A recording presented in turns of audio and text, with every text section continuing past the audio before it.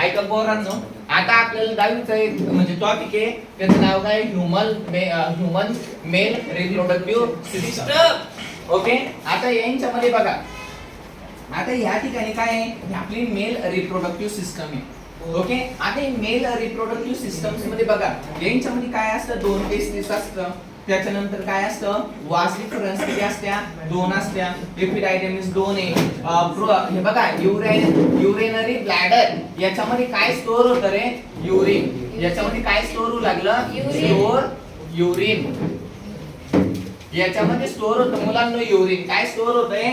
Urine. आता या ठिकाणी बघा, सेमिनिफेरस सेमिनल वेसिकल्स आहे, त्याच्यानंतर प्रोस्टेट ग्लँड आहे, त्याच्यानंतर काय आहे? Cowper's Gland. ओके, असे 3 प्रकारचे याच्यामध्ये ग्लँड्स आहे. अजून ग्लँड्स आहे, पण मग ते कसं आहे, म्हणजे ग्लँड्स नाही म्हणता येणार, हार्मोन्स. ओके, पण ते आपल्याला 12th मध्ये. आता ह्या ठिकाणी बघा, testis are present outside the abdominal cavity. आता आपलं हे पोट आहे. ओके, हे काय? Abdominal cavity. आता हे टेस्टिस काय आहे? बाहेर असं एका पाउच मध्ये प्रेझेंट असतं. त्या पाउचला आपण काय म्हणलेलं आहे? स्कॉर्टम. टेस्टिस किती असत्या? 2. आता हे बघा, त्या टेस्टिस मध्ये काय आहे? न्यूमेरिफेरस काय आहे? या ठिकाणी न्यूमेरिफेरस काय आहे? ट्यूब्युल्स आहे. न्यूमेरिफेरस ट्यूब्युल्स आहे. आता टेस्टिस, या in testis sperm production by meiosis. आता या टेस्टिस मध्ये प्रोडक्शन कशाचं होतंय? स्पर्मचं. कशाचं प्रोडक्शन होतंय? स्पर्मचं. By meiosis process. कोणत्या प्रोसेस ना होती?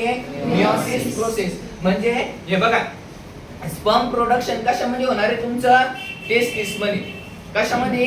टेस्टिस मध्ये. आता या टेस्टिस मध्ये कधी स्पर्म प्रोडक्शन झालं, ती कोणत्या प्रोसेस ना होणार आहे? मियोसिस. आता आपल्या सेल डिव्हिजन 2 टाइप असतात. एक कोणती असते?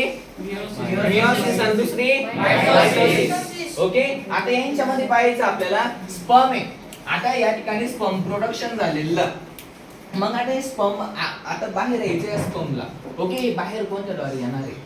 आता याला रस्ता बघा, स्पर्म सेन बाय. आता काय झालं? स्पर्म सेन बाय. आता सर्वात पहिले रेटिटिस, त्याच्यानंतर वासिफरन्स, त्याच्यानंतर एपिडायडमिस. या एपिडायडमिस कुठे आहे रे? ह्या ठिकाणी हे बघा, एपिडायडमिस. मग आता तुम्ही काय म्हणशाल? सर यांच्यामध्ये रेटिटिस आणि वासिफरन्स कुठे आहे? आता सपोज आपण काय करू, ह्या ठिकाणी याला म्हणू आपण रेटिटिस,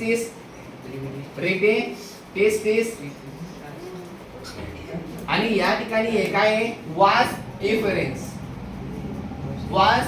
इफरेन्स.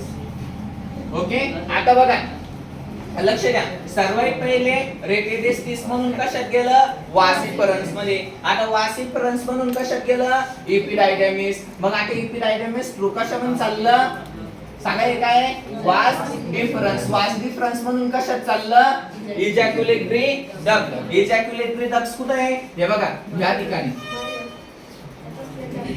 ही बा, ही तुम्हाला दिसू लागली का? ही काय? Ejaculatory duct. त्याच्यापासून कशात चाललंय? युरेनोजेनेटिकल डक्ट्स. आणि हे युरेनोजेनेटिकल डक्ट्स थ्रू काय येत आहे? स्पर्म आपलं बाहेर येऊ लागलं. आपण म्हणजे त्याला आपण सेमेन म्हणतोय, पण ते सेमेनचं बी बनण्याची एक प्रोसेस असते मुलांना. ती पण तुम्हाला एकदम समजून सांगतो. भाऊसाहेब लक्ष द्या बाळा. आता बघा, हे झालं जो मॅच्युअर स्पर्म झाला. या मॅच्युअर काय असतं? स्पर्म असतो, त्याला फर्टिलाइज कशा संग करणं असतं? ओव्हम संग. आता ओव्हम संग कधी फर्टिलाइज केलं तर काय बनतं त्या ठिकाणी? झायगोट. काय बनणार आहे? झायगोट. आता बघा, यांच्यामध्ये काही ग्लँड्स आहे मुलांना. ग्लँड्स 3 प्रकारचे ग्लँड्स असतात. पहिल्याचं नाव सेमिनल वेसिकल, दुसऱ्याचं प्रोस्टेट ग्लँड आणि तिसऱ्याचं कॉपर्स ग्लँड. आता ते सेमिनल वेसिकल ग्लँड असतं, secretion into the ejaculatory duct. हे बघा, हे तुम्हाला असं डिझाईन सारखं दिसू लागलं का? हे या ठिकाणी काय माहिती का? Seminal vesicle. आणि हे सिक्रेशन कशात करू लागलं? इजॅक्युलेटरी डक्ट मध्ये. त्याच्यानंतर prostate Gland. Okay, prostate Gland आहे. आणि त्याच्यानंतर एक आहे कॉपर्स ग्लँड. हे सिक्रेशन कशामध्ये चालू आहे? ह्या युरेनोजेनेटिकल डक्ट्स मध्ये. कशामध्ये? पंडित? युरेनोजेनेटिकल डक्ट्स मध्ये. Are yes or no? त्याच्यानंतर बघा, अजून आता हे पूर्ण सिक्रेशन झालं. हे आपलं पूर्ण सिक्रेशन झालं. 3 ग्लँडनं सिक्रेशन केलं.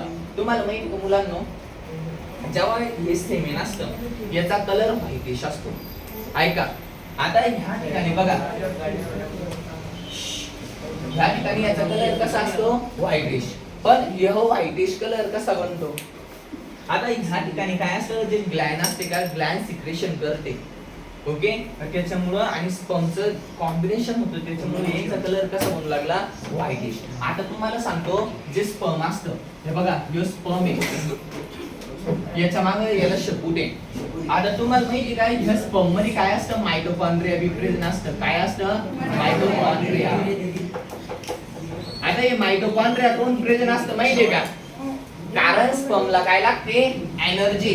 जेव्हा स्पर्मला एनर्जी भेटली तेव्हाच याची शेपूट अशी हलवणार आहे ना, आणि जेव्हा अशी हलवली शेपूट तेव्हाच हा समोर जाणार आहे. यार यस ऑर नो? कोणाला काही आतापर्यंत काही प्रॉब्लेम नाही? आता हे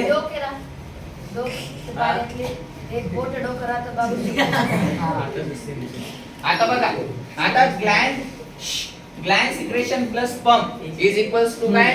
सेमेन. हे एवढं लक्षात ठेवायचं. हे बघा, आपल्या मेल रिप्रोडक्टिव्ह सिस्टम मध्ये सर्व कसे ऑर्गन्स कसे पेअर आहे, पण एक्सेप्शन. आता हे बघा, हा पेनिस आहे, पेनिस एकच आहे. हे बघा, पेनिस, स्कॉर्टम, ह्यो असा स्कॉर्टम असतो का, ह्यो स्कॉर्टम आहे. स्कॉर्टम पण किती आहे? एकच. त्याच्यानंतर काय? प्रोस्टेट ग्लॅंड. हे बघा, या ठिकाणी प्रोस्टेट ग्लॅंड आहे, हा पण किती आहे? एकच. त्याच्यानंतर युरेनोजेनेटिकल डक्ट, ज्याच्याद्वारे आपलं म्हणजे जे सेमेन आहे बाहेर येणार आहे, ते पण किती आहे? एकच आहे. एवढं समजलं का?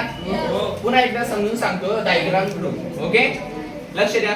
All of you listen very carefully. हा, हे काय?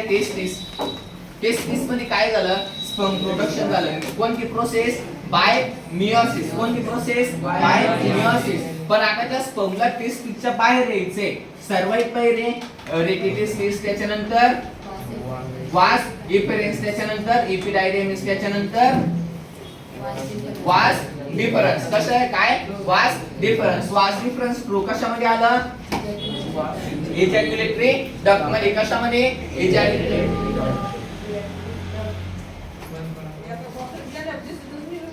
हा, त्याच्यानंतर कशाला आलं? एजॅक्युलेटरी डक्ट मध्ये. आता या ठिकाणी बघा, सेमिनल वेसिकल आहे. या ठिकाणी यानं काय केलं? याच्यामध्ये काहीतरी सिक्रेशन केलं. कशा सिक्रेशन केलं? एजॅक्युलेटरी डक्ट मध्ये, ग्लॅंडना. त्याच्यानंतर बघा, त्याच्यानंतर या ठिकाणी काही कशाचं सिक्रेशन झालं? त्याच्यानंतर हे बघा, हे समोर आलं. या ठिकाणी कोणतं ग्लॅंड आहे? प्रोस्टेट ग्लॅंड. त्याच्यानंतर मला सांगा, याच्यानंतर या ठिकाणी कोणतं आहे? कॉपर्स ग्लॅंड. ह्या ठिकाणी याचे सिक्रेशन केलं. तर याच्यामध्ये म्हणजे काय? युरेनोजेनेटिकल डक्ट्स मध्ये काय केलं? सिक्रेशन केलं. युरेनोजेनेटिकल डक्ट्स मध्ये या ठिकाणी सिक्रेशन केल्याच्या नंतर आता आपलं काय बनलेलं आहे? या ठिकाणी सेमेन. काय बनलेलं आहे? सेमेन. आता सेमेन बी बनल्याच्या नंतर आता या सेमेनला बाहेर यायचंय. या ठिकाणी बाहेर कशात येणार आहे? हे याला ग्लॅन्स पेनिस म्हणतात. ओके, याला ह्या ठिकाणी एक होल असते, याच्यात काय येणार आहे?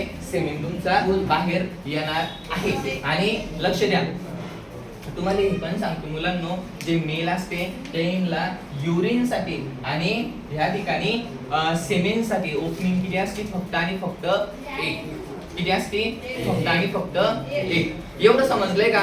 एकदम क्लिअरली. कोणाला काही प्रॉब्लेम आतापर्यंत नाही ना? समजलं? बस, थँक्यू.